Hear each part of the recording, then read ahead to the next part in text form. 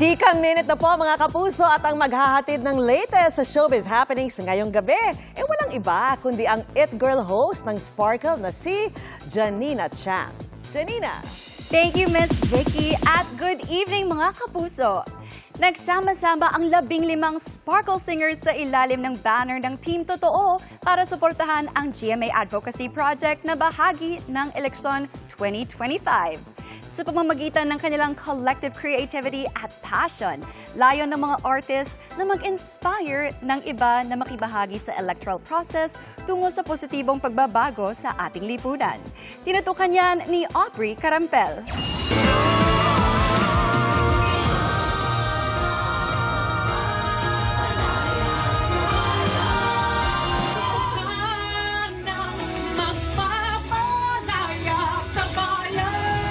Taong 2018 nang i-record ni Kapuso diva Aisel Santos ang kantang Panata sa Bayan sa United Kingdom na ginamit bilang anthem para sa eleksyon 2019.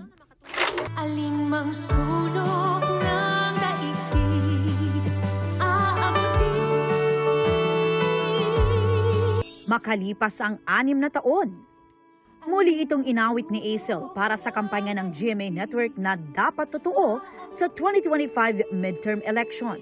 Ngayong isa na siyang ina, mas nadagdagan ang kabuluhan ng kantang Panata sa Bayan para sa kanya. Mas gusto mong mapabuti ang kinabukasan nila. At sino ang gagawa nun? Sino maghahanda para sa kinabukasan nila? Tayo mga magulang nila. At may chance tayo to better their future.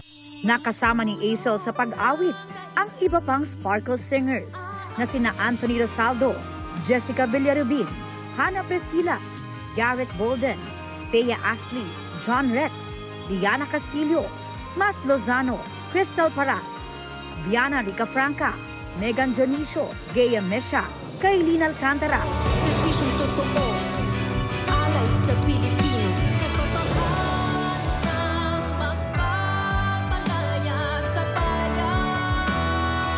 At Miss Julie Ann San Jose.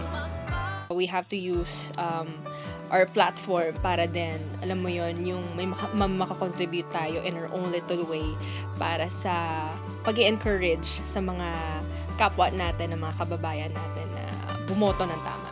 Ang pagsasama-sama raw ng boses ng 15 Kapuso singers, mensahe rin ng pagkakaisa para labanan ng fake news at mas maging mapanuri at mapagbantay sa darating na eleksyon.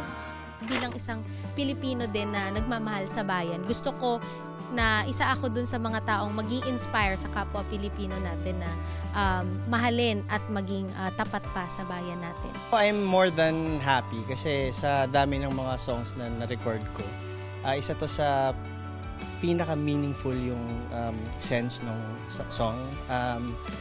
Yung binibigay niyang mensahe sa mga kapuso natin. Ito yung naging way na maiparating namin sa mga tao na this upcoming elections na maging totoo tayo at mag-ingat sa mga fake news.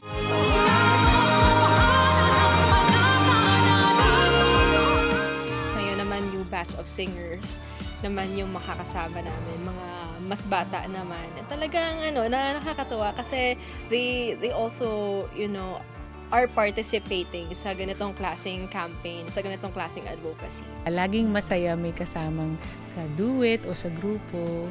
And lalo na't mas bata sila, mas mulat na dapat kung bakit natin ginagawa yung mga ganitong bagay. Kasi gusto natin sa pamamagitan ng tinig natin, iparating sa mga tao na pumili tayo ng tama para kasi ito sa bayan. Ang panata natin sa bayan.